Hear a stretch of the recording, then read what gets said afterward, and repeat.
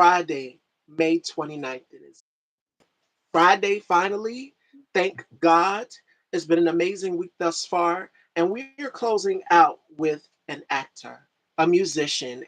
And I am such a fan of this man's work here. When I saw Carl, that's how I got introduced to him. And I've Oh, listened okay. and went back to see some of his other projects, such as Spade and so many others. Ladies and gentlemen, here in the Dollhouse, we have Justice Hightower. How are you doing? How has 26 been for you thus far? Oh, but thank you. First of all, thank you so much for having me on here. This is an honor. I love being here. I love interviewing, and the year has been great. I can't complain. This has been kind of a more of a relaxing year for me because my 2025 was jam packed. I'm sure as you saw with all the projects I was doing and stuff. But this has been kind of a chill year for me. It's been a year to kick back. So far it's going well. I cannot complain. Goodness, and you haven't stopped working, which we'll get into that later in the interview. But I'd like to start at the beginning of your journey. Now, Columbia, Missouri. Tell us a little bit about that. Growing up for you as a young man, as an actor, because you're not only an actor, you're also a musician, and you've been in the music Yes. game for a little of over 10 years. Yes, I've done my work. Yeah. I So, appreciate you. I appreciate you. Did your research. I like that. Yes. yes, So get your yes, start in the business. yeah, absolutely. So yes, my hometown, Columbia, Missouri. This is where I'm from. It's in between Kansas City and St. Louis, 2 hours each way. It's the home of the Missouri Tigers. So if you're familiar with the University of Missouri, that is my hometown. Um, and growing up, I grew up in a family full of creative people, whether it was different avenues. When I was young, my mom was a dancer who she was also in marching band. She was in color guard. She played instruments as well. I have a cousin who's a graphic designer who's done graphic work for Nike and all kinds of stuff. I grew up in a creative family, and music was my first love. Going into middle school is when I joined band. I became a percussionist, and that was my focus for pretty much that whole 10-year stretch from middle school all the way through college, pretty much. I was in any kind of band you can name. I was in jazz band, wind ensemble, marching band, drum line, indoor drum line, concert orchestra. I was doing it all. And my love for film has always kind of been there. I just grew up watching movies with my dad or with my mom. I always just been a fan of watching stuff. And where that love for cinema came, initially, I wanted to be a film composer. That's where it started. Uh, it was a combination of my love for music and my love for movies. I knew I wanted to do something with movies, so I was like, you know what? I want to make music for movies. And then eventually, it just kind of turned into I want to work on movies. I want to be in movies. And then it turned into, you know what? I think I'm going to be an actor. I want to be an actor. And yeah, I made that transition right as I graduated high school. You know, when everyone is expecting me to go to a music school, I came straight here to Chicago and went to Columbia College Chicago to get my degree in filmmaking. And now I'm here. And this history. What was it like making that shift from doing music Mhm. to now acting and directing? It was jarring at first because spending so long in one discipline and one creative field, you know, when you get to a point where it becomes second nature, you're an expert at it. You know everything in a sense. And for film, I was a fish out of water because I had made that drastic jump. You know, my I'll never forget my first class I had in college. I was surrounded by kids who had got their first video camera when they were like 6 years old or had been making little YouTube short films and all that stuff when we were in middle school and all that stuff. Meanwhile, while I was making music, meanwhile, I had never held a camera. I had never even acted. The most I had done at that point was maybe a couple stage plays here and there in school, and that was it. So it was daunting at first, but I had to get myself into the mentality that we're all here to learn. We're all starting at the same ground level, and I felt like that would be more inspirational for me to come from nothing and to make it to the heights where I'm, compared with my peers and all that stuff, despite starting from below zero where they were at. My God. And look at you now. I mean, you've done shows like, let's go down the list here. You've done The Shy, you've Hmm. done Chicago Med and Hmm. Chicago Fire, and all of these shows take place in Chicago, of course. And I've had the pleasure of sitting down with, I'm pretty sure, Frank Madman Nitty, Hmm. who was also on The Shy. I've had him on the show in the past. And he was saying how much of an ensemble cast this was. The camaraderie. What have you learned from doing shows like The Shy? And outs to Lena Waithe for such an outstanding job. Chef's kiss on an amazing project from adding Hmm. Lynn Whitfield. That was the cherry on top of the cake. What Yes, have you learned from doing projects like that? Because everyone is talking about The Shy. absolutely. And shout out to Lena Waithe, who is an alma mater of Columbia College Chicago. So shout out. Um, I mean, I think the biggest things that I learned was that the first time that I ever got to work on The Shy, I got to be in a scene with Lynn Whitfield, which, that was, I can't even explain the emotions that I had just being in proximity to her. But I mean, the main thing that I learned was that all of these people that we see on these screens, and we see them as grand, like, oh my gosh, you were such a part of my childhood, you were such a part of you're part of why I want to do this and all that stuff. They're just people at the end of the day. And I got to chat it up with Jacob Lattimore. I got to chat it up with Lynn Whitfield and realize just how nice they are. I recently got to meet Harry Lennox, dresser of the Five Heartbeats and also from the Blacklist and all that stuff, a Chicago legend. And he was a fantastic person, and he was extremely personable and humble when I told him that I am a young actor who recently graduated college and things like that. And I asked if he had any advice for me. And it was just as simple as just stay determined, keep doing it, keep going, always hone your craft, always do this, that, and the third. And being on those sets, those big time sets, and seeing the behind the scenes, seeing the process, seeing all the intricate working parts and all that stuff, kind of it made it more tangible for me. I feel like when people see those shows or those movies and stuff like that, the blockbusters from outside looking in, they think, "Oh, I could never do that. It's way too big. It's way too, that's so I could never imagine." But once you're there, once you're behind the scenes and you see how every single thing works, you see, "Oh, that's how they do that. That's how they do this. Oh, there's a person for this. There's a person for that." And all that stuff. It makes it tangible. It made me realize I can do this and this is very possible for me. And you are never as far from these super ultra famous people as you think you are. They're really just a reach away. What's it like for you having changed? Do you embrace change or do you fight it as a creative, as an actor? Mm. I had to learn to embrace it. At first, I was definitely someone who was scared of change, was scared of stepping outside of my comfort zone. But um, shout out to my mentor Blake Martin. I worked with him on some stage plays, and that was the first time I had stepped outside of my bubble, and I grew so much because of it.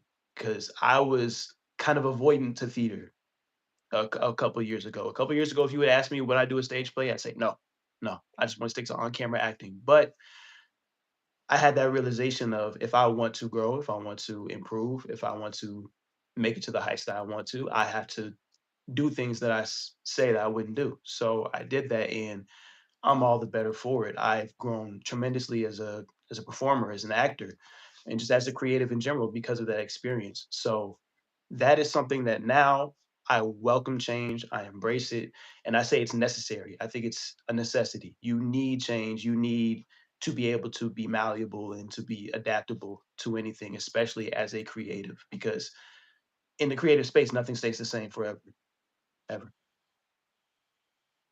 And I'm so glad you mentioned the theater part because I've seen you on stage, and that was going to be my next question that I was going to ask you. Do you prefer on stage or on set? Even though they're both the same thing, it's two different Mhm. worlds. Like if you're Yes. doing live in theater in person and the audience is there, they can catch on to if you make a mistake or anything. I've sat with so many Mhm. actors who've done live in theater. So which do you prefer? If you would ask me, like I said beforehand, I would have said on camera. But the irony is, if you would ask me right after I got off stage, I would have said, "Oh, on stage for sure." That's a hard one because on camera, what I love about on camera acting is the intricacies. Cameras can pick up the smallest, minute things, and it can change the entire mood of a scene. A little eye twitch, a nose crinkle, whatever. Whereas on stage, like you said, you have to be on point because it's all live. There is no recuts, there's no takes, there's no nothing. It's all one take, get through it. And whatever happens, you just gotta move and adapt. So you know what? I'll say stage acting.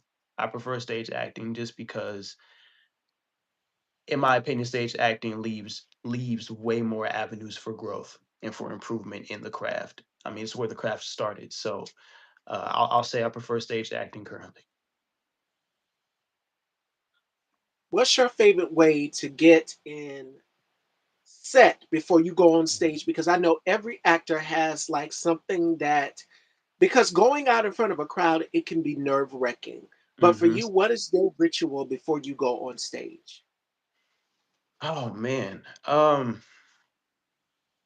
So the first thing I always do is I just sit in the moment. I close my eyes. I'll pray. I'll deep breathe. And honestly, I tend to get excited.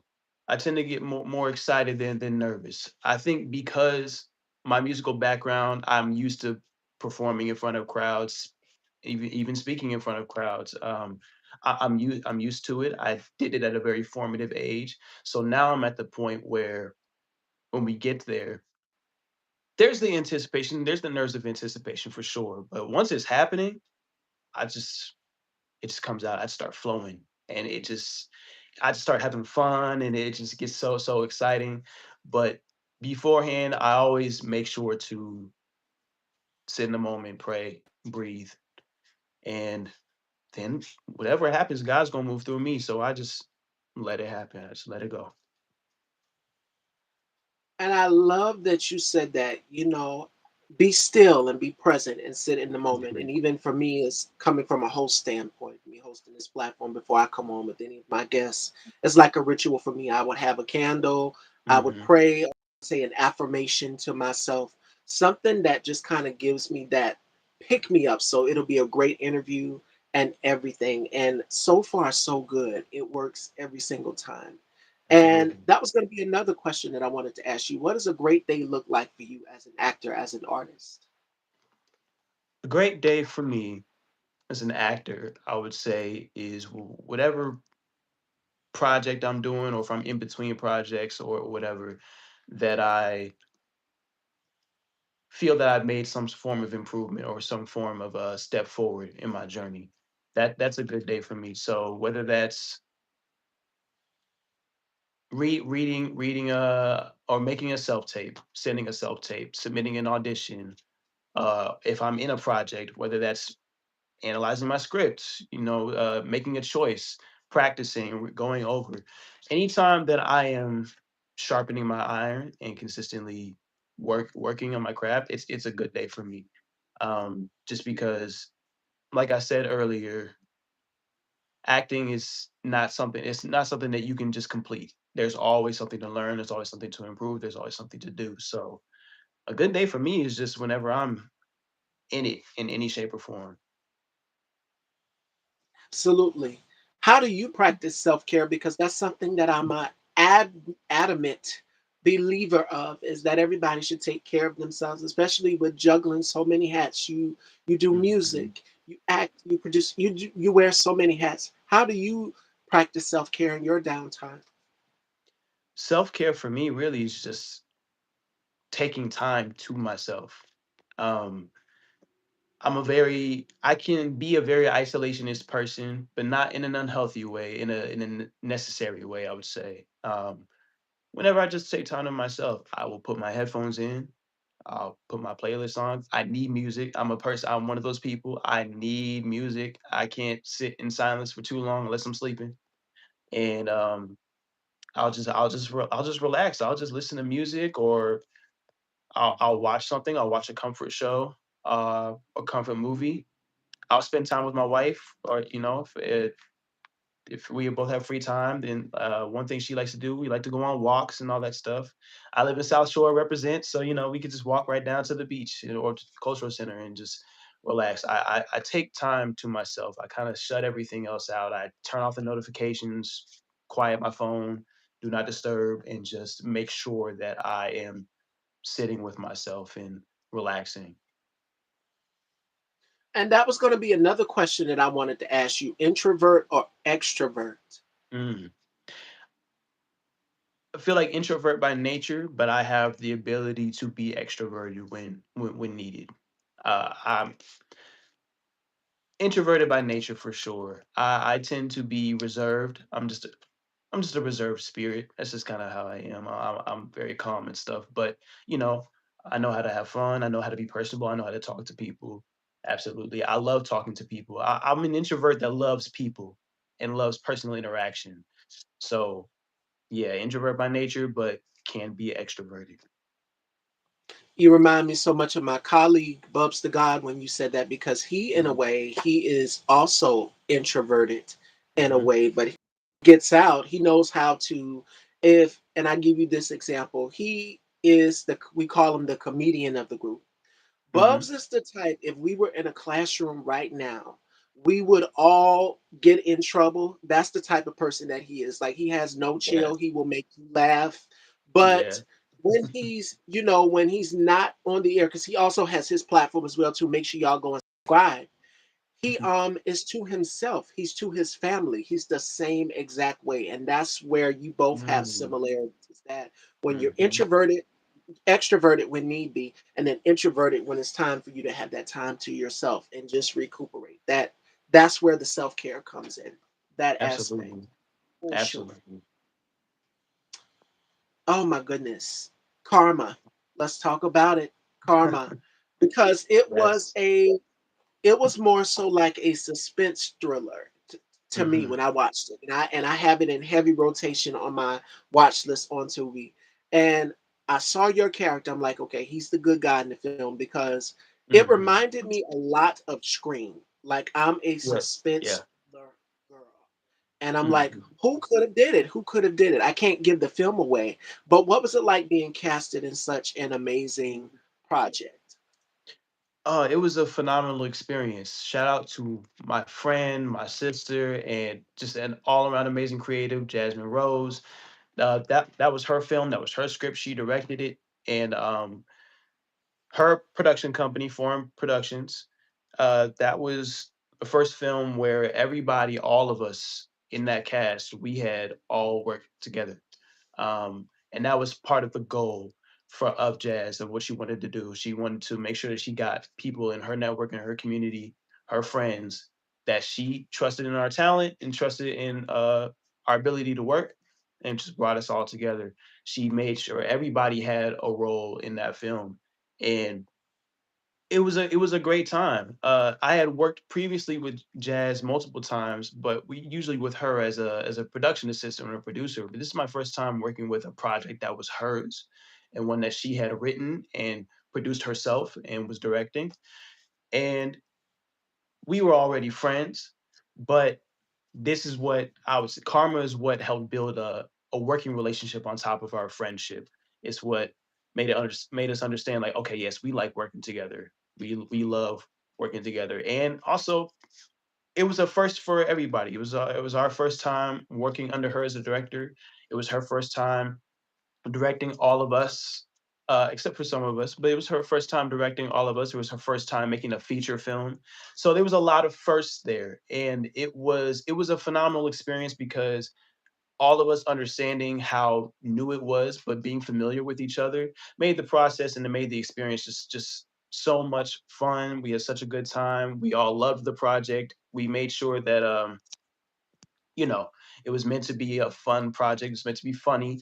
It was meant to just evoke a good time and laughter. So um, as a starting ground for our working relationship, I will always hold Karma in a special place in my heart, and I'll always be thankful for Jazz for letting me be a part of it. It was a phenomenal time on set. And I could tell you guys had a camaraderie. Like, Mhm. I can only imagine behind the scenes what it was like. But in the film, you guys were a camaraderie together. Mhm. And I was not expecting that plot twist. And I also love the aspect of adding those humorous elements Mhm. into it as well, too. Yes. So it definitely reminds me a lot of Scream. If you guys haven't Mhm. seen it, please go and check it out on Tubi. It's an amazing film and project. El Karma, Absolutely. Numa, El Vida. I had to break out with that. I had to. I Absolutely. had to. Yeah, you got the line. Yeah, you got that. Absolutely. Yes. Please Oh, my check out girl. Karma. Shout outs to my girl, Faith is the substance. She says salutations, hello, justice. And she Ah, is hello, celebrating hello. her anniversary today. So make sure you guys tune in Oh, tonight at 7 p.m. here on YouTube. My girl, Faith is the Substance, will be celebrating her anniversary of her talk show, Faith is the Substance, here on YouTube. So y'all head on over and subscribe to her. oh, Definitely, guys. congratulations and happy Absolutely. anniversary. That's amazing. Yes, yes, yes. We were just talking about Karma here with Justice. If you guys haven't seen it, make sure you guys please go and check it out. Now, you also worked on another project that is one of my favorites as well, too, Spade.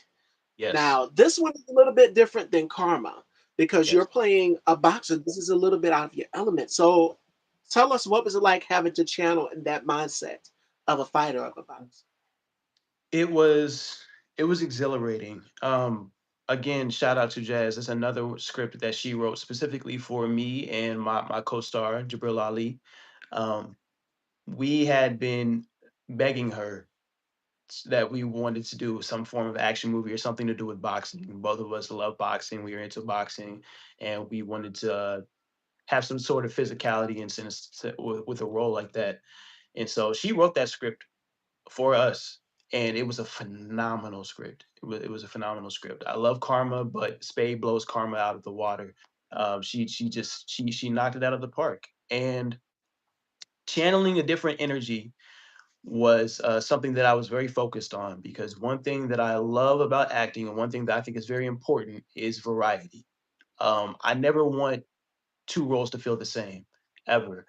So going from TJ and Karma to going to Zoe in Spade, I definitely wanted I wanted it to be different energy. I wanted to be the polar opposite of who TJ was. I was like, Zoe is not passive. Zoe is not uh, he's not a pushover. He's very much so hard-headed. He's very much so loud-mouthed, and he's very much so gung-ho about everything. And so um, I had to put myself in that mentality of, how would somebody who's from the streets, who knows how to fight, but is also a little bit of a loose cannon, he's young and all that stuff, because he's from the streets, how would they behave? Put myself in that mentality, in that space. And that's what helped inform the character of Zoe. That's what helped inform my role. Um, and as well as acting alongside or across from my friend, my partner, Jabril Ali. Spade is the polar opposite of Zoe in a lot of sense. They're both from the same upbringing, but Spade is a lot more reserved. He's a lot more calm. He's a lot more level-headed, even though they're both from the streets. And I had to find a way to act opposite of him, and still make us believable as friends and as a unit, but still be the exact polar opposite of whatever he was giving me. And really, that's all it was. TJ was the opposite of Walt in Karma. Zoe was the opposite of Spade in Spade. And that's how you got what I got, what you got. And I'm gonna go back to what you just said as well, which is I never try to play the same role twice. And Mhm. as an actor, that is something that a lot of actors have to understand is that, and I think it was love to Roger Pence. She said when she was going in and she was doing Empire, she said, I won't do it if it doesn't scare me. And that means as an actor, you have to be willing to take on different roles and not Mhm. just be in one specific lane. You have to be willing to step outside of your norm and what you're typically accustomed to do something different. And Yes. I applaud you for that because I've seen you as TJ and Carmen, to see you as this character in Spade, and to see you doing theater on stage in real time. That's all about what fashion dolls range. You have to be willing to step outside of your comfort zone and take on the roles that you wouldn't typically take on. And that's for Absolutely. anybody. Don't box yourself in. So Yes. definitely. And Absolutely. that brings me to my next question for you. What is the last big spontaneous thing that you've done? The last big spontaneous thing that I've done. Hmm. I guess get married. get, get married in December. I got married in December. That was pretty spontaneous for sure. Um, And congratulations. I seen the I photos. appreciate It it. was beautiful. Thank you so much. I guess in my creative field, um, I'm sure that we're gonna get there, but I did venture into directing, so that was something I did not see for myself, uh, and that was definitely another notch in terms of stepping outside of my comfort zone for sure. And we need more filmmakers. And I was just sitting down with King Judah. Uh, Mhm, what was that?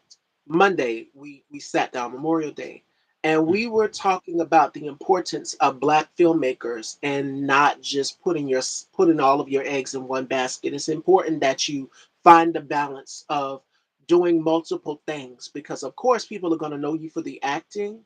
That's just like me. That Style by Stevie, yes, the hostess, mhm, but I dabble in the fashion world. I dabble in the beauty mhm. world as well too. And it's like you have to have different avenues as an actor. So when one thing doesn't work out, you go to that next thing, but make it work and find that balance. So I say kudos to you. And if you drop a project, then I definitely will be there supporting it firsthand because Thank you we so need much. more up and coming filmmakers independently, like you said, with even for your friend Jasmine, Mhm, for her to take something and make it into something that we love, which is Karma. Like, and mhm. I'm gonna watch it after our interview because it's been a minute since I've been over there on Tubi, but I'm gonna watch it after our interview again because I just love supporting up and coming visionaries because it's so many out here. It's so many that are making a name for themselves, that are building their platform, that are building up their brand. And it's important that Yes. we support these filmmakers.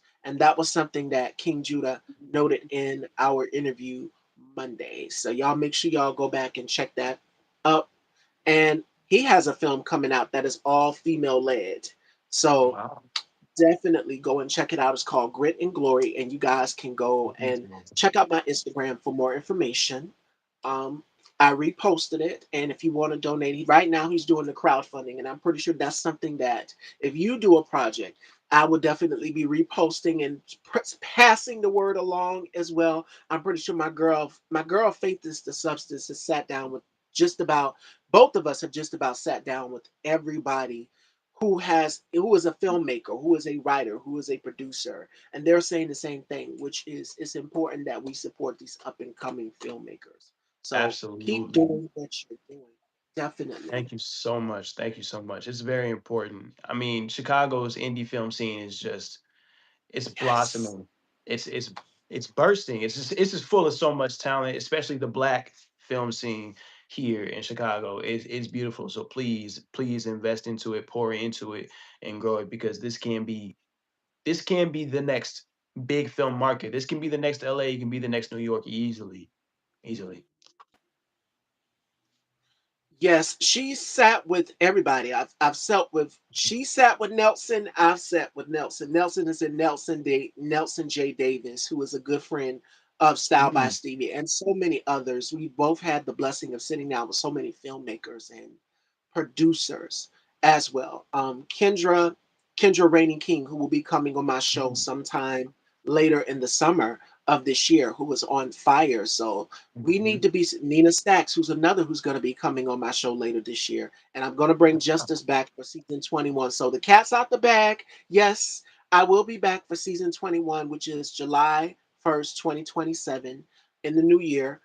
all new season. I'm super excited. Right now, we're currently in 20. We've done over 1,000 interviews, and we hit that this year. Wow. So I'm truly thankful to see how far we've grown to be able to sit with so many producers and filmmakers from Dewan Ford to the list goes on and on. And now you added to the repertoire. I was taken aback when you said yes. I was jumping up and down for joy. I'm like, I love Justice. I love Karma. I love the film.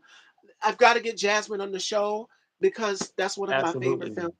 So I was jumping up and down for joy when you said yes, and it's an honor Oh, to be sitting with I you. was honored and excited to that you even asked me to be on your platform. I saw it and I was like, is this real? Is it? I was like, is this a scam or whatever? And I looked through it. I'm like, oh no, this is real. Wow, you are the first person that I've done an interview with like this. So thank you so much. Like you this is a milestone for me. I enjoy it so much. And you know, I love getting to talk about the craft and my journey, and also get the chance to big up my contemporaries. You know, the people around me, my friends, and all that stuff, and shout out their amazing work and their projects. Like it's been a great opportunity. So thank you, Stevie. Thank you. You are so welcome. And that was going to be my next question. I meant to Mhm. say I've been trying to get Dewan. Yes, Dewan Ford, girl, that would have been back in, I want to say, 2021, 2022. And that was difficult for a lot of filmmakers out here. Mhm. And that was going to be another question, Justice. How did you manage? Because I think, if I'm not mistaken, Karma was shot during sometime the pandemic. How did you guys manage, and how did you manage as a filmmaker, as a creative? Because a lot of things were shut down during 2020. We know what that was like, Mhm. guidelines on the set, everything. How did you manage? So I was still in college when the pandemic hit. Karma, we shot Karma in the fall of 2024. So Okay. it So was it's a little after. post pandemic, yes, post pandemic. But the pandemic did affect. Oh man, my graduation year. It did affect my graduation year. I graduated in spring of 2022. I got to walk. Luckily, I did get to walk. But it was hard. It was definitely hard, especially when that was the first summer I started working on Chicago Fire and bed and things, and they still had all of those COVID protocols, um, where you had to be vaccinated, you had to get updated testing every single time, um, and the amount of work was definitely limited compared to. I had friends in college who were working on those shows, and it felt like they were there every week. But I would definitely say that first spring after I graduated college, it was very sporadic. It was very like spread out. And as an actor, you know, it can get daunting sometimes in those dry periods, in those periods where, you know, you're just kind of waiting for your next something to audition for or hoping, you know, hoping for a callback or anything like that. It can get rough. Um, the best way that I managed was just by leaning on my community. That was the summer that I met Jasmine. That was the summer that I met a lot of people that I'm still working with to this day, and who've given me phenomenal opportunities, um, to work on sets and to be on these independent sets and even some bigger sets. That's where I built a lot of my relationships. So by I managed by not sitting still and just kind of waiting for something to happen. I managed by going out and getting it in a sense, networking and meeting people and staying in contact with people and making sure I stayed in people's faces, you know, so they would think of me and like, oh, I need an actor. Oh, well, I just met this guy. Like you know, he seemed cool, whatever. Um, I can't tell you how many jobs just in the last year or so that I've gotten just because someone remembered my face or remembered my name. Like, oh yeah, he said he was an actor. Let me hit him up, see if he's available. Like that's happened so many times. And that was how I survived that stretch, that period where there was just nothing happening. And it's amazing. Like I said, you have to take little to nothing and make it into something. And for a lot Mhm. of people, a lot of actors, that was the thing. Like you said, with the protocols and everything, we were having to navigate, we were having to figure out and do interviews how we're currently doing them right now. and I know a Hmm. lot of us had to make the best of it. Uh, as far as in-person auditions, that slowed down a little bit. But the beauty of it is everybody's doing their own self audition tapes and sending them in, and we haven't Yeah. stopped doing that. Now, things have opened back up now in 2026. You can still go and stand in line if you want to an audition in person, but that's not necessary. The producer or Hmm. director will say, "Hey, send me your self audition tape in, or send me a reel, send me something, and let me see, what we're working with, and if we can cast you for this project, and then give you the call back." So things have definitely changed. So I must have say for Absolutely. the best that this has made everybody come together in the film world, in the film industry. So Yes, definitely for it sure. definitely has. My next question for you: what was the most intense experience of your life while being on set? Because you've played an array of different characters, Justin. Mhm. So for you, what was the most intense experience for you as an actor? Where it's like, I know a lot of actors do method acting, where it's like, and you know Mhm. where I'm going with Heath Ledger when he played the Joker, Yes. and how he had to, you guys like a switch, you have to turn it on and Mhm. then turn it off. So for you, what Yes. was the most intense experience? I gotta say, the most intense experience I've had was there was a student film I did back in 2023. It's called Righteous Self. It's actually on the link for it is on my Instagram profile. It's in my bio. So I implore every time I meet somebody who's new with my work, I say, please watch Righteous Self, please. It's easily the project. It's my top three projects. It's one of the projects I'm the most proud of. But that was probably the most intense I'd ever had to have been on a set. My character was someone who was very downtrodden and very unsure of himself. I had to play a very insecure character and one who was a fish out of water in a sense. The synopsis. I'm not going to spoil the movie, but the synopsis of the film is that my character is a young man who is insecure in his masculinity. So, in search of security, he finds one of those male wellness retreats and things like that, where they do all the weird stuff, the barking, the growling, and all that stuff. He finds one of those, hoping to become secure in himself, and it's just not what he expects it to be. It's not what it seems. So that's all I'll say about that. But my character was so neurotic, was so quiet, and that's the thing. I don't speak in that entire short film until the very end. I think I have one or two lines. And so all of my acting in that short film is purely physical and it's purely emotional. Just showcasing all like what I'm thinking, how I'm feeling, all of that stuff. It went down to my body language, like my posture, how I stood, how I walked, um, how I rested my face. And there was points in that time while shooting that I kind of really had to put myself in that mindset because everybody's felt insecurity, everybody's felt self doubt, everybody's felt, you know, those emotions, and so I kind of had to take myself back to a place like that, a place that or a time that I felt that way about myself, and yeah, it got pretty dark, but I think Tony Collette, who is the lead actress in my favorite horror movie ever, Hereditary. Um, she was asked a similar question regarding method acting and how do you get into the scene and do all these intense things and stuff and how you take yourself out of it. And she had, I think, my favorite response of any actor, actress, whatever, who has ever been asked that question. She said, it's just acting. It's just acting.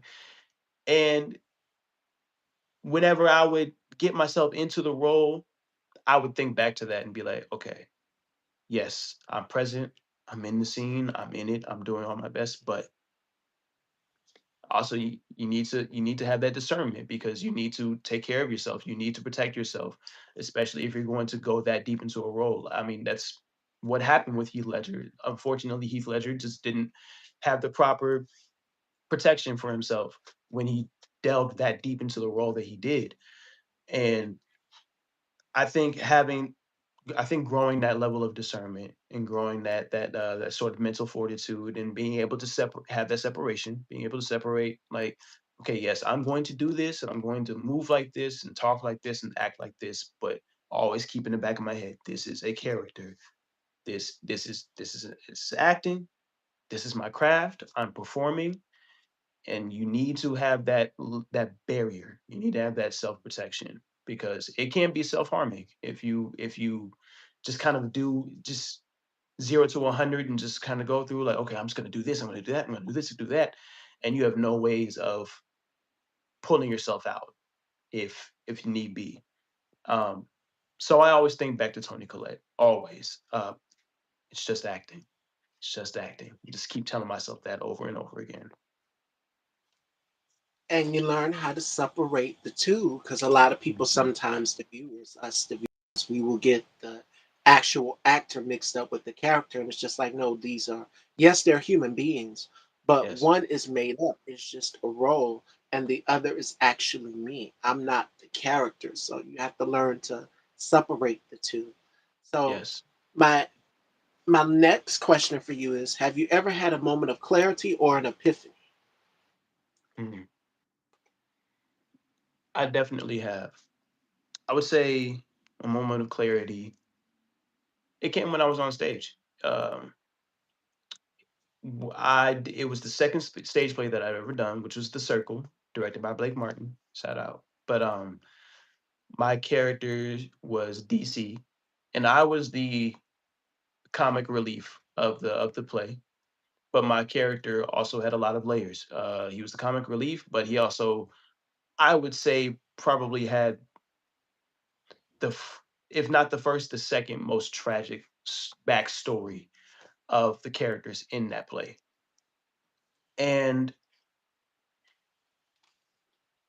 it was daunting for me because up to that point I hadn't felt that I had done a role that had that much depth and had to find that balance of you're funny but you're also broken. You're funny but you're also damaged. You're also depressed. And this is a front. So you have to be organically funny, you have to be truthfully funny, you have to be truthfully whimsical, but also find ways to showcase underneath. And that was really, really hard for me.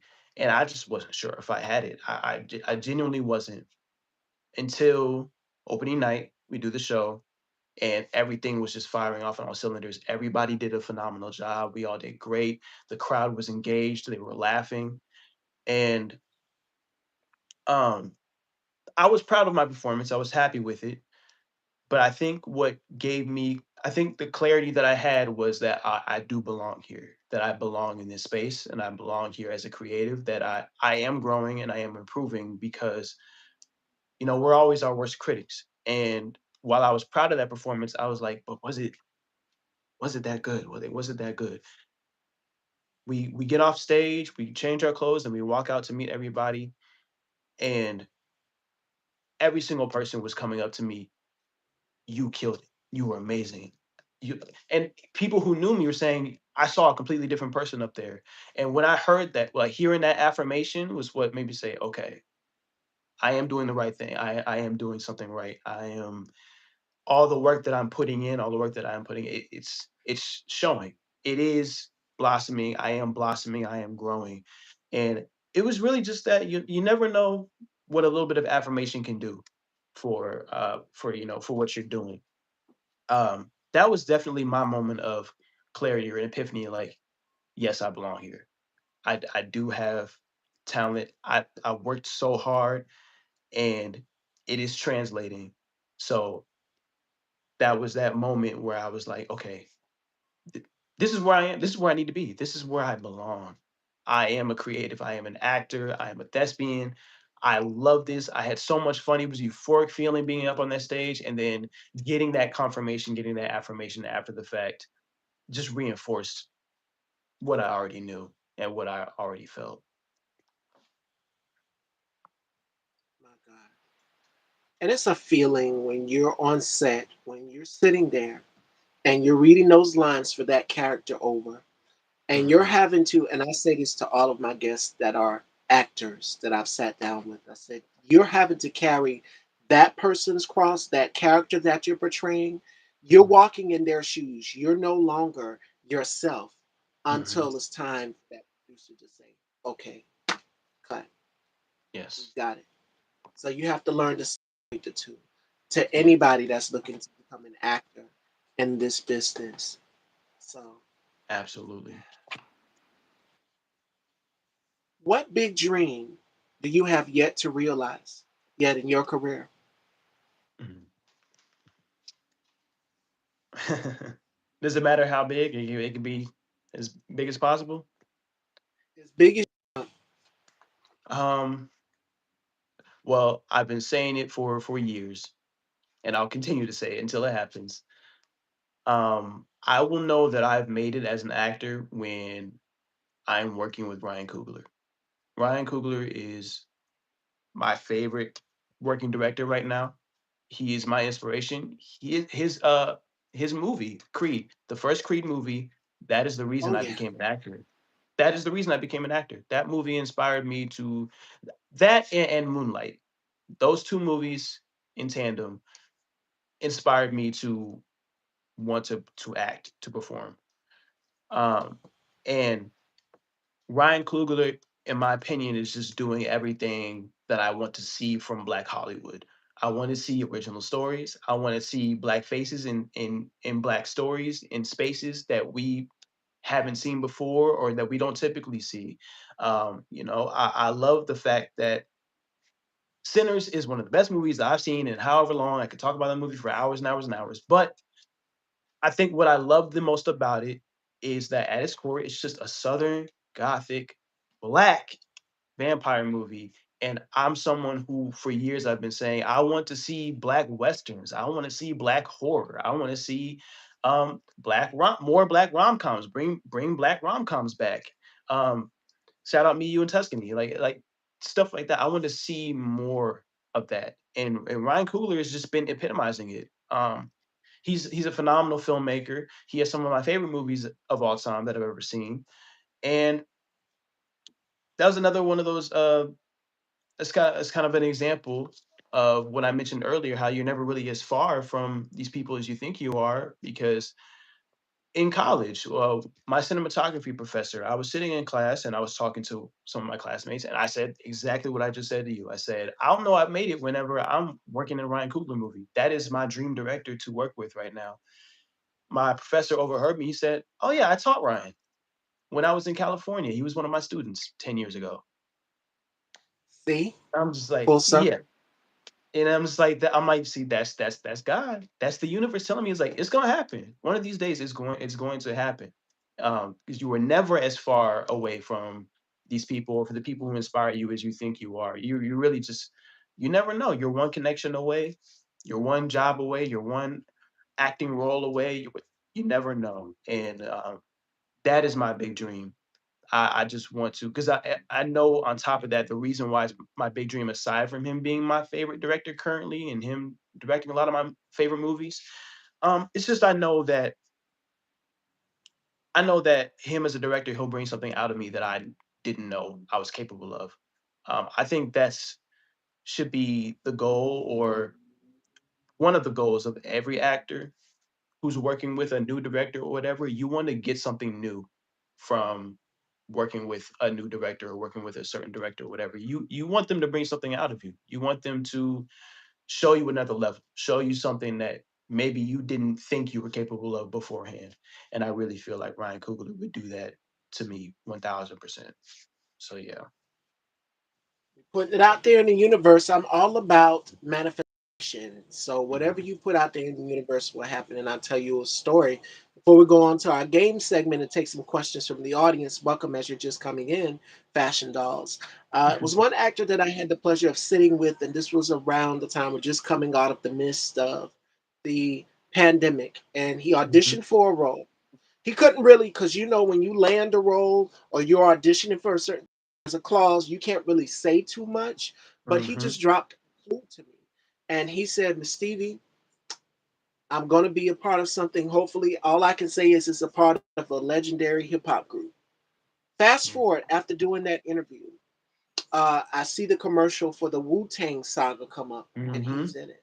So it Oh, just that's goes to amazing. show you the power of manifestation and how it works. When you put it out there, when you audition, when you apply yourself, when you dedicate yourself to this, because I can tell you, eat, sleep, and breathe this. This is your passion, as well as so many other actors that I've sat with. This is them telling our stories, as you said, with wanting more black rom coms, more black Mhm, action films. I want to see that as well too. The diversity that mhm. they try to erase, I would love to see more of it for us out here telling our Absolutely. stories that resonate with us in real life, and we can resonate with a character in the film in some sort of a way. We put ourselves in that character's shoes. Mhm. So most definitely. All right. Absolutely. Yes. All right, fashion dolls, it is time for our game segment here with Justice. Welcome as you're just coming in, and then I'm going to take some questions from the audience as well. All right, so Awesome. our first game we do here is called the Turn the Table segment.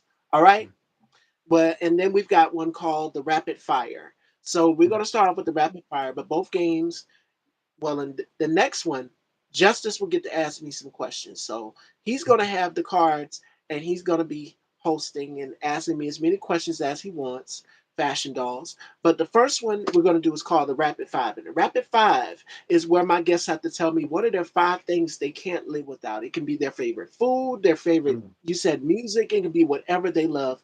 And I'll give an example. I love pepperoni pizza. That's a weakness of mine. mhm. So Justice, for you, what are the five things that you can't live without? Mm. Music is one. You already said it. Um, I can't live without cheeseburgers. It's my favorite food. Okay. Uh, I was going to say a specific person, but I'll just say my family in general. I can't live without my family. I need them. Um, oh, I cannot live without my comic book collection. I'm a big, big, big comic book nerd. Like the superheroes, the Marvel stuff, all of it. I mean, all of that. I can't live without that.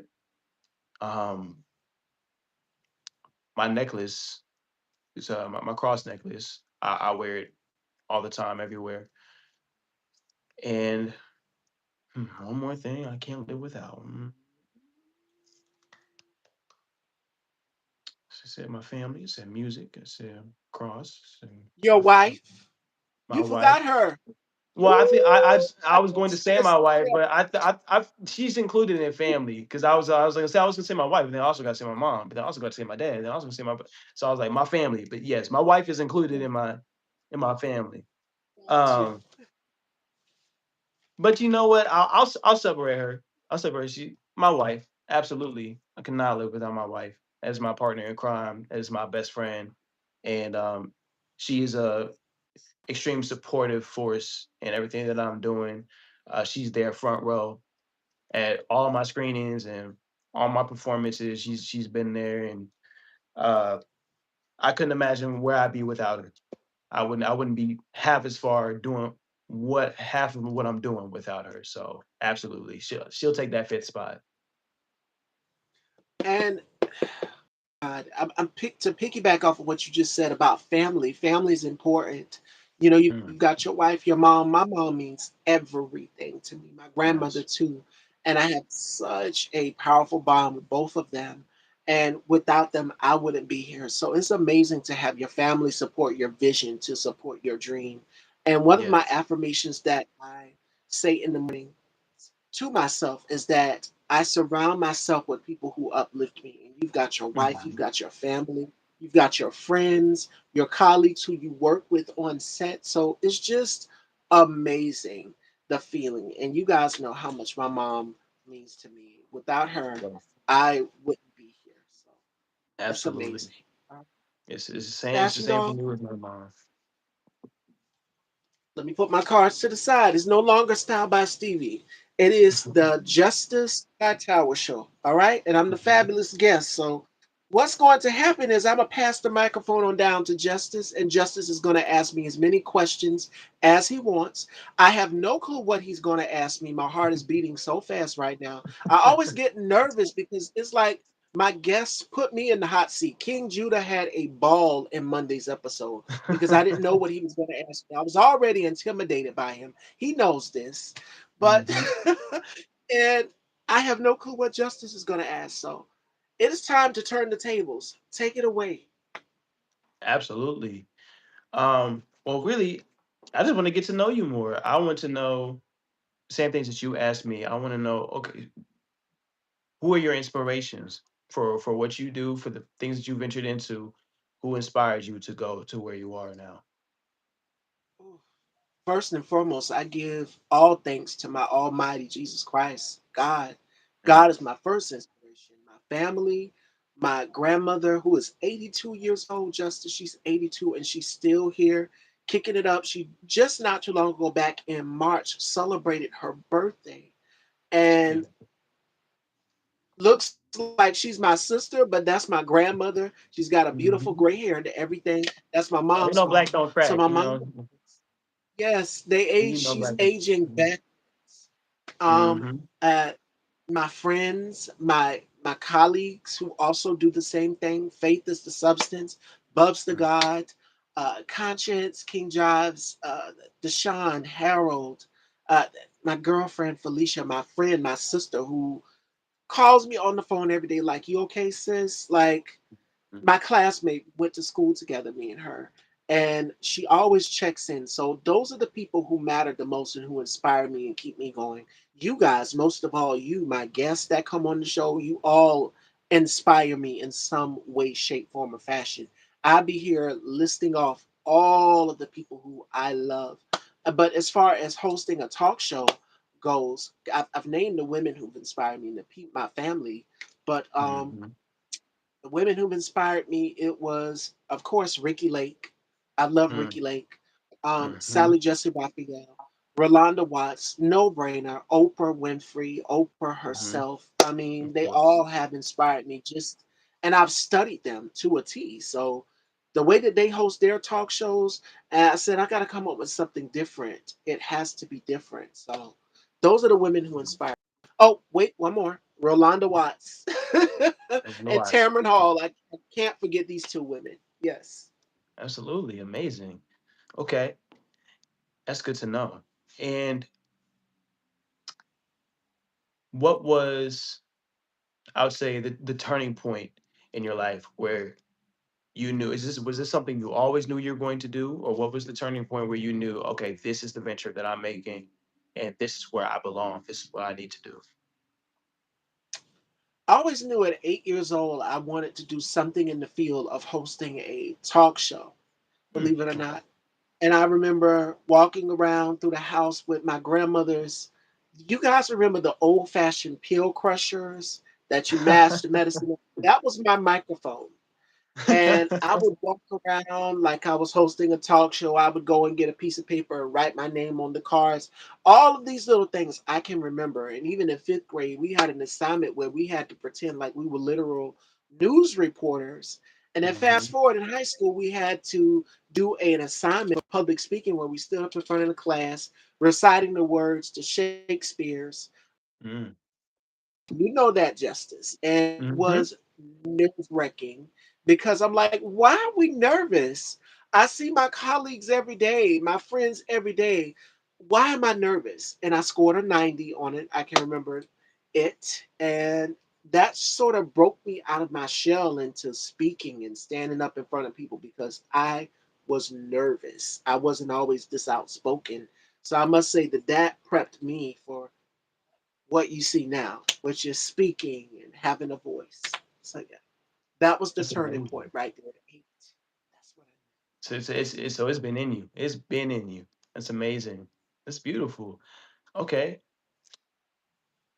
what part of your career or what accomplishment in your career are you most proud of at the moment? wow, it's been so many. And y'all have known them. Some of my supporters, the fashion dolls, they will bring them up to me, Justice. They'll send me clips. They'll be like, "You remember when you interviewed this person?" And then when Mhm. I reach out to, just like I reached out to Justice here, they'll say, "You've had this person on your show. They know the person already, so it's like a small industry already, and they Yeah. will come up to me and say, "Well, we've seen this interview and this interview. You did so good." So for me, I would say the most pivotal moment would be landing that 1,000th interview with Tom Paulino. That Wow. was amazing. And I can't believe it's rolling off of my tongue so easily. Like I've sat down with that many people. And Yeah. even my colleagues, shout outs to my brother K Tukes and Tony, they was like, Miss Stevie, she literally has interviewed every single person. Not every person, not the Queen of England, may she rest in grace. Not Beyonce. That would be I would be nervous. The same way I Hmm. interviewed Vanessa Williams, that would be nerve-wracking if I'm staring Beyonce because Michelle Obama said don't look her in her eyes. So I would pass out in that interview and it would be no longer. But I would love to do more. I would love to do more. But the most turning point for me was that 1,000th interview for sure. Mm. Yeah, and that's a milestone. So absolutely, that's amazing. Congratulations on that as well. So I guess I feel like I may have already kind of gotten a sneak peek at the answer, but I was going to ask you, what's your biggest dream, or what's your big dream? My big dream is to have my name on magazine covers, to have my name on merch. To I look at Drew Barrymore, who's another talk show host that I admire, and I'm like, wait a minute, she has. If you go in any store, you can go into uh, a Whole Foods wherever, and you will see her products there. She has cooking utensils. She has hair products. She has everything. That's my dream. That would be a dream of mine is to have my name on merchandise or Mhm. anything with a Style by Stevie emblem on it. That would be just amazing. So we're in the right direction. So it's coming. The same way you said for Ryan Coogler and you, I'm Mhm. manifesting that in the future. I mean, I've already got the emblem, the logo for Style by Stevie, which you guys see every Mhm. Friday when I post the lineup, the green, and yes, it is me. Yes, that's just in AI form, but this is the real me, of course. Mhm. But that's what I'm visioning for myself in the future. Um, merch, seminars, conferences. Every Mhm. great talk show host has done it, from Ricky Lake to Oprah. That's what I would Mhm. love to do is speaking in rooms of thousands of people and overcoming that fear. I love a challenge. So to anybody who has a vision or a dream, you're going to go through obstacles and challenges. It won't be easy. You're going to have no's, but if it's something that you're passionate about doing, I take no and I spell it backwards. No is on spelled backwards. And Mhm. I'm a Scorpio justice, so I love a challenge. My mom's a Libra, October 7th. My And I neighbor. think the Mhm. fire that she has, I've inherited for her. They say we are our parents' children. So every piece of our father or our mother, my mother is the type, she's not going to back down from a challenge. She's not Mm. going to just give up or be defeated. And I think I have the same type of energy and attitude. So I would encourage anybody, this is something that you want to do. Dream big, set yourself a list of goals and things that you want to accomplish. I create vision boards. So it's like Mm. everything that I put into perspective, it is now coming full circle for me and so much more. I put more on my vision board. And I'm the type I like to dream in cover, dream in color, and I like to dream big. And I Mm. tell people this all the time, live life through fire. So if it's something that you really, really want to do, go for it. Amen to that. Amen to that. And I'll say, as a fellow Libra, like your mom, yeah, we definitely do have that fiery energy, 100%. Hmm. Oh, my next question was going to be, what does a good day look like for you? A good day looks like for me, well, first and foremost, I get up and I give thanks to God. I, do my Mm. affirmations. I'm a firm believer of manifestations and affirmations. And every morning it's like a ritual for me. I don't start I don't just get up and pick up my phone. I start my day with having a conversation with God and doing my manifestation and so much more. Um, Mm. So that's a A plus for me. And then I also do 30 minutes of exercise every day. If you guys follow my stories, I try to make sure that I believe that when you have a healthier mind and a healthy body, you have everything intact, you good. Because I'm like, I'm only 32. And I'm like, I Mm. want to be able to continue to live a long, healthy life if I'm going to do this talk show because you're going to be talking to a lot of people. So you have to build up your strength and energy. Hmm. So that's what a good day looks like for me. And then this right here, great interviews, great conversation, networking with people. That's what it's all about for me. So that's a good day for me. Absolutely. Then my final question would be: is there anything that you've learned or a piece of advice that, if you could, you would give to your younger self or to yourself when you were just starting out? Wow, because I started Style by Stevie right after high school. So I'm no spring chicken. I mean, I'm still young, but not as young as I used to be when I first started this platform. I would have been like in Right. my, I want to say 19 going on 20 and Mhm. beyond. But I would say hang in there. Hang in Mm. there, girlfriend. Is you're gonna have some times. I was very arrogant. I was very cocky when I first started out. I didn't know what I was Mhm. doing, but now y'all have seen the progression from then to now. Like I'm a grown woman now. I see things differently. I see my Right. outlook on life differently. So I would tell my younger version of myself, which is 19 or 20, I would tell that version, you got a lot of work to do. Mm. Continue to keep going. You're in the right path, but make sure that you're staying humble, which is something my grandmother always tells me. She says, put God first in everything that you do and never forget where you came from because just as fast as you've got there, it can be taken away in You an take it instant. away. Absolutely. Amen. That was all the questions I had. I don't have anything else. All right, fashion dolls. And that concludes our Turn the Tables segment. Do we have any questions for myself or Justice? This was such a great conversation, and I hope that you all take something away from this. Today's show was basically solely stepping out of your comfort zone. Today's show topic, which is Mm. stepping outside of your comfort zone, outside of your norm. Each show, each interview, I'm going to make sure that I highlight a theme of our Okay. conversation, and that is stepping outside of your comfort zone.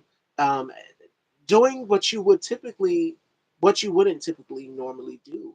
And I know change can be scary for a lot of us. We have to be willing and open to receive it.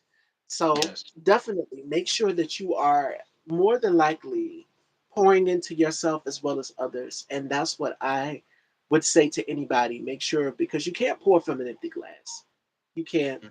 You have to make sure that you are recharging, rejuvenating, and making sure that you are taking care of yourself mentally as well too, because mental health is also an issue in the business. Yes. For us as Black people, we swept it under the rug for so long. So Yes. make sure Absolutely. that you are prepping your mind, your body, your spirit, your soul, everything. And before Mm. I come on, it's like without a care in the world, I'm happy and I'm carefree. I try not to let things stress me out, and that would be my advice to anybody. Try not to let it stress you out. Don't sweat the stuff you cannot change. So focus on that. That's important. It's very, very important and very true. Very, very true. And I've enjoyed my time on here. I've enjoyed the conversation. Thank you so much, Stevie, for giving me the chance to be on your platform and to, you know, talk, tell people about myself, introduce myself to people who may not know me, and also just get the experience of putting on for myself, my family, my city, and also showcasing all the talent that I'm surrounded with my friends and my peers and all this stuff. I appreciate it. Thank you. Thank you so much. You are so welcome. So my last question before we wrap is what's next for you and where can everyone follow you? Absolutely. Um, so what's next for me is my directorial debut, The Spirit of Hilda, produced and co-directed with my friend Jasmine Banks. Um, It's on the horizon, so be on the lookout for it. You can find the teaser trailer for it on my Instagram page. I am at official Justice Hightower on Instagram. That is official JUSTUS Hightower HIGHTOWER on Instagram. You can find me on Instagram um, to keep up with me. That is my main acting platform where I will share everything that I'm doing, everything that I'm working on. And in the meantime, please support Spade. Please support Karma. You can find both of them on Tubi and Amazon Prime. And yeah, follow me on Instagram. See what happens next. There you have it, Fashion Dolls. The Spirit of Hilda. Make sure you guys are supporting Justice. Make sure you guys go and follow him. This was such a great conversation. A very special shout out to each and every one of you, Fashion Dolls. And you guys can follow me at Style by Stevie underscore daytime on Instagram and here on YouTube. Make sure you guys subscribe. YouTube now has a new feature where you can go and hype up as many videos as you want to. Great interview, great introduction to this young man. Thank you, Spicy. Thank you, girl. Thank you. Thank you so I'm much. glad Thank y'all you. didn't. We went over an hour, so thank y'all for just joining and engaging in the conversation. I truly appreciate it. Now, make sure you guys go and check out Karma. I know I'm going to watch it after this. And make sure you guys also go and check out Spade as well to run those numbers up and support Jasmine, support Justice, support the Please. entire cast of the film and crew. Amazing project. And Thank you. y'all won't be disappointed. If you like suspense thriller, definitely for sure. All right, Thank you. Thank Fashion you so Dolls. much. You are so welcome, and I would love to have you back again in the future. So we will set that. Absolutely. Please. Please. This is my new favorite platform to be on. And I appreciate it. And I hope you guys too, as well, Fashion Dolls. Make sure you guys go and check out next week's show lineup, which is up. We have my colleague Now's the Time joining me. We have another colleague, Andre Joseph, joining me next week, Unfinished Business TV. He's going to be joining me. So make sure you guys tune in. I love you all. And make sure that you guys are staying cool. It is extremely hot outside. I love you all and take care. Thank you. Bye. Bye, everyone. Thank you. You too. Take care.